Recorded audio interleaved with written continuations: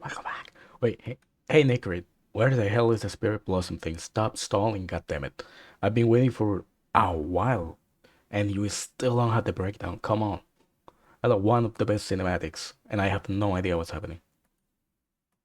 Season 2. I've seen a lot of debates that are similar to other shows that also have a lot of characters with future potential. Especially if that potential might have potentially ended. Yep. Which means there is simply a lot of people who may have wondered, did he survive? Is he gone? That tuft of hair might have been funny if it wasn't foreshadowing, but in the universe of League of Legends, nothing is as simple as it may seem. Yeah. In fact, things are quite complex. And so when it may seem like a character had died, in reality, there are a lot of hoops one has to jump through in order to actually die. So Yeah. if you really liked the Javik dynamic, I love it. I love it. or you appreciated Heimerdinger's jokes, or you are really wondering what happened to Jinx, She's alive. She's fine.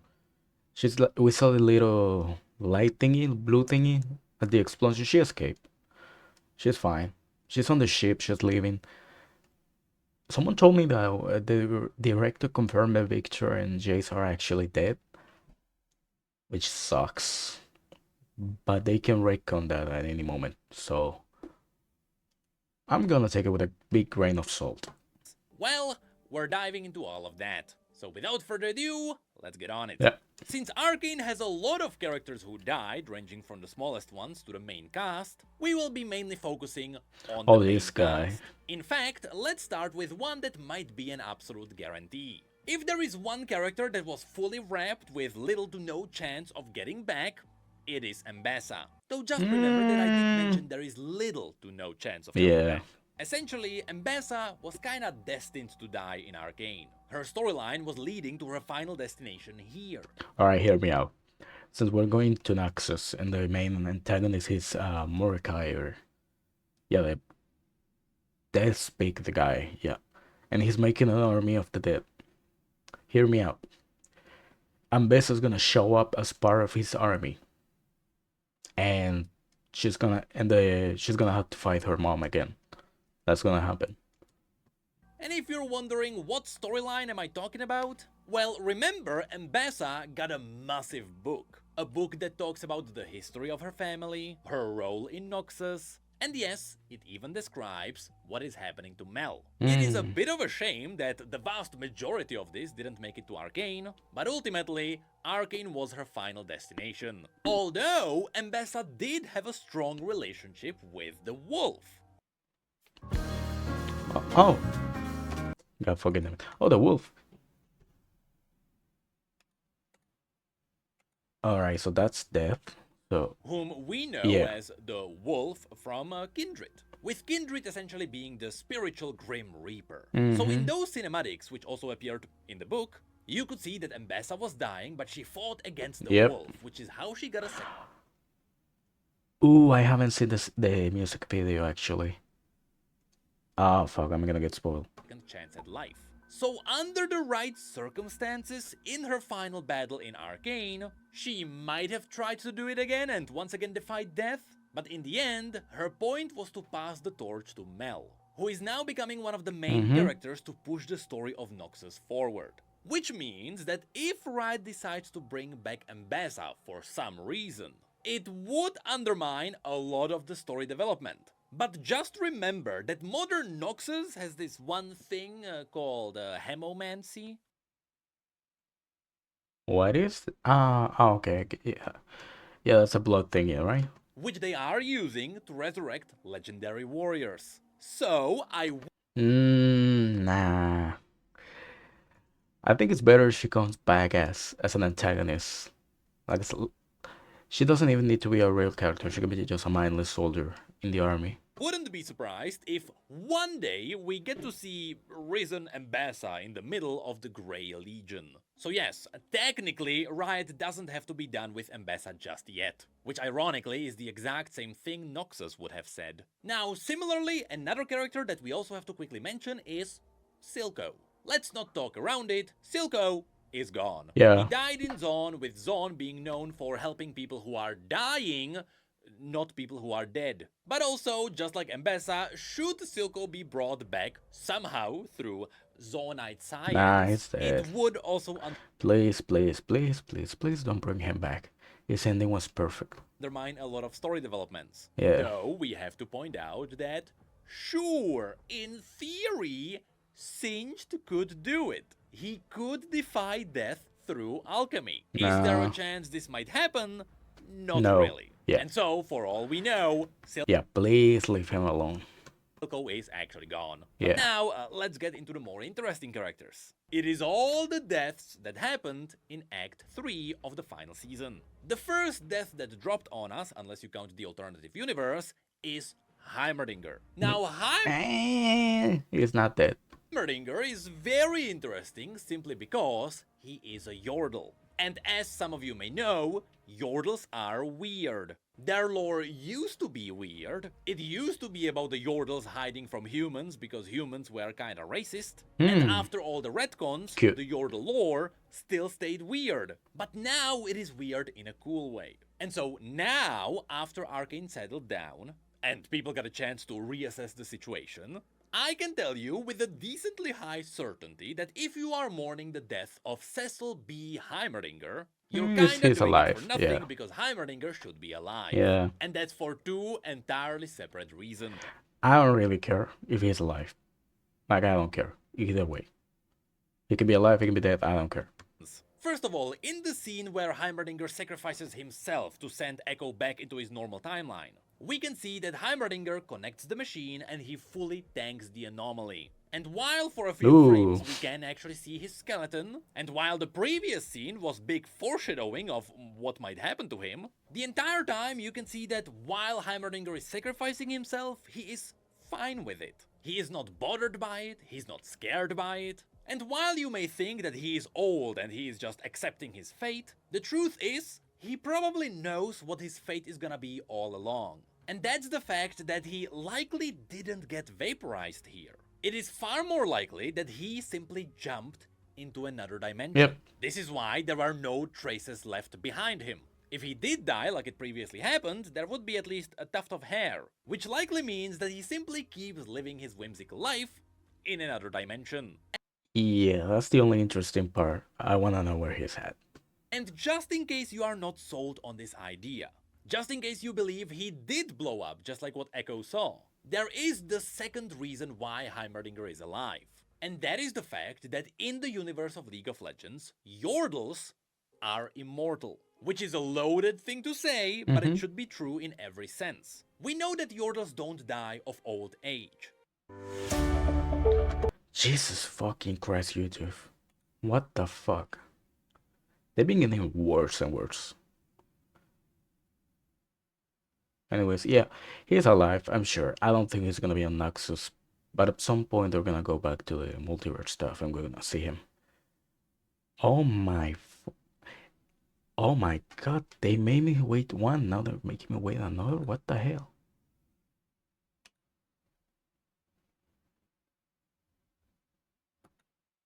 Oh. Okay. First of all, in the scene, more like Heimerdinger is alive. Yeah. And that is the fact that in the universe of magic, this is also why they are so elusive. Should you want to catch a Yordle, you would have to use magic in the first place. And should a Yordle quote-unquote die, their bodies get transferred back into Bandle City, which is the Yordle homeland in the Spirit Realm, after which we don't really know what the resurrection process looks like, but in the story of Vex specifically, we learned that Yordles cannot truly die. In fact, Vex is nihilistic because she hates living. She Really? hates the whimsical life of Yordles. Oh, I need to know more about this character. She's like me for real. But she has to because she hates living. What was her name? In fact, Vex is nihilistic Bax. Okay, we're looking more into her later. because she hates living. She hates the whimsical life of Yordles, but she has to suffer it eternally. Because being a Yordle herself, she simply can't escape it. Oh, that's the worst. Oh, that's the worst fate. meaning that she is stuck in a never-ending cycle. Which also means that in the scenario where hypothetically Heimerdinger died in Arcane, what really happened is that he just got transferred back into the spirit realm, and now he's likely getting ready for more adventures. And so already you can cross one character off of the death list. And so next, let's have a look at Vander, also known as Warwick now. Now, Vander is interesting because technically, he did die. Yes. That's what the entire scene with Victor and Singed was about. We could see inside Vander's soul, and we saw how the beast erased all traces of humanity. In other Yeah. words, that's when Vander truly died. Yeah, that scene with the memories burning and disappearing was so beautiful and so sad. Although theoretically there are still shreds of Vander visible in his final scene with Jinx, but that one is open to interpretation. When it comes to Warwick specifically, however, there is something interesting that could happen. Of course, we know that in the final scene of Arcane, we can see Jinx blow up a grenade and take down Warwick with her. But the entire scene was filled to the brim with open back doors, one of which could be an open door for Warwick in the future. To be honest, the chances of us ever seeing Warwick again are near zero. However, we know that there are a lot of League of Legends enjoyers who like the Wolfie version more, which is the state Vander never reached in Arcane. Arcane just turned him into some kind of a hybrid. Yeah. Well, at the end of Arcane, we never really learned what happened to his body. And seeing how former Singed would be able to shape him into more of a wolfy person, which is the one we know from League, technically, in the future, Riot can continue Warwick's story, and through Do we want that though? Do we want to see him? I don't know. I mean, without Vive and Jinx, kind of like, there's no point continuing his story, to be honest. science, that hybrid could be pushed into the full bestial potential. So, long story short, is Warwick dead? Highly likely. But can Riot bring Warwick back in case they need him for something like the MMO or something else in the future? Yes, there are ways they can easily pull this off. And it seems like these back doors were left open on purpose. Now, since we already mentioned Vander, we also have to point out Jinx. Here, I am pretty sure everyone has seen the theories, everyone has seen all the screenshots and Easter eggs, and so yes, I am pretty sure Jinx is alive. In fact, her entire storyline is set up in a really cool way for future storytelling. Essentially, what happened is that Jinx convinced everyone that she died. The only one that is suspicious about that is Caitlyn. Because Caitlyn saw the scene where they couldn't find a trace of Jinx's body. All they saw were scraps of her explosives. She also found one of the escape vents. In the final scene, we could see the little smudge of Jinx's escape. And so all of this seems to be a perfect setup for a story in the future where Vi and Jinx meet again. All the while, Vi believes that Jinx is dead. And when that happens, I hope Riot has something extremely good planned out, because that's gonna be a moment everyone's gonna be looking forward to. And so in summary, is Jinx dead? Extremely likely no. Now on that note, I also wouldn't expect to see Jinx in a new story in the near future. Which... I hope so. I hope we see her. I don't know if in Noxus, but in the next thing, I hope so. Leaves us with just one final major death in Arcane, which is Victor and Jace. Victor Nation, how we doing? Now this one is interesting because we have two sources of information that go against each other, but they do line up for one major outcome. You see, at the end of Arcane, the premise is that Jace and Victor sacrifice themselves to destroy Hextech. They do this after tapping into potentially celestial magic, where they use the acceleration rune to vaporize themselves. In fact, in one of the Aftertalk episodes where the creators of Arcane talk about some big questions, it is mentioned that Jace and Victor got vaporized and ultimately that's how they ended. However, you may remember that we also got one extra interview where Christian Link mentioned that despite what happened in Arcane, they are gonna keep exploring the stories of Victor and Jace. Oh, I didn't know that. Oh, fuck, yeah, hopefully. Now, this can be explained in two different ways. Either they can delve further into their stories going back in time, so we get stories from when they were younger, though to some degree... I mean, that'd be cool, I'd be okay with that, but no, let's get some more development between them. Agree, Arcane already covered that. Or there is the thing that they are in fact not really dead. At least not in the way that you may think. You see, if you look into the circumstances of Victor tapping into the arcane, becoming one with magic, and getting on Yep. almost celestial level, there is nothing that could disprove the fact that Victor could in fact become a celestial being. In fact, that wouldn't be the first time this has happened. While most League players will know about the story of the Aspects, who are essentially people who conquered Mount Targon and became vessels for celestial beings, there are also cases where mortals became the Celestials themselves. One such case came from Tiari. Tiari was originally a Solari who didn't align with their ideals, and so they sought answers in climbing Mount Targon. On this journey, they teamed up with a Noxian and a Demacian, both of whom perished on the journey, Oh but shit. Tiari didn't. By following the wisdom of the Protector, they reached the peak, they met with the Arbiter, and in the end, Tiari the Traveler became the Traveler, a celestial being of Mount Targon. Now, Oh. what does this remind me of? Well, if you ask me, there is a pretty high chance Victor Kind of looks like him. Yeah. remind me of? Well, if you ask me, there is a pretty high chance Victor and Jace met the same fate. With Victor already being in a near celestial state, Riot could do something really cool here. They can, canonically, join their bodies, where both Victor and Jace would become a single entity. Once again, this is nothing new, League has done Yeah, they've done this before. this many times in the past. So by doing this, Riot Hmm. I like the interaction between the two of them. I don't want them to be like one character. That sucks. I don't know.